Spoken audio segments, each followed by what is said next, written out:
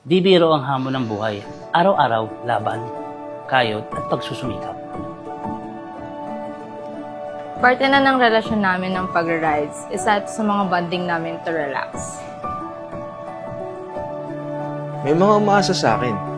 Hindi pwedeng baliwalain ang paghahanap buhay. Siyempre, ginagawa ko to para sa pamilya ko, kaya di kami pwedeng pumalya.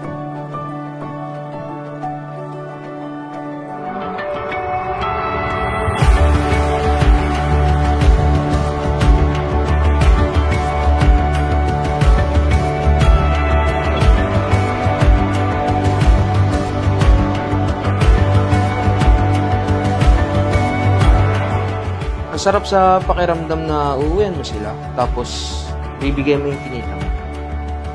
Iba yung pakiramdam na alam kong safe siya na umalis at safe siyang makakauwi. Kasi alam kong nag-invest siya sa magandang gulong para pang trabaho. Akala ko nung una, mas nakatipid ako. Kasi mas mura yung binili ko. Kesyo parehas lang naman yan. Branded lang nga yung isa, kaya mas mahal yun. Hindi ko susugal yung sarili ko kasi alam ko naghihintay sa akin ng mag-ina ko. Kaya sa quality goma ko. Priority namin syempre ang safety, lalo na at madalas kami dito mag-ride. Kaya di kami nagtitipid pagdating sa gulong. Syempre, pag gulong, matik yan, nakara. Kaya simula nung nasubukan ko, gulong sa Takara Tires. Di na ako lumingon pa. Basta gulong, Takara.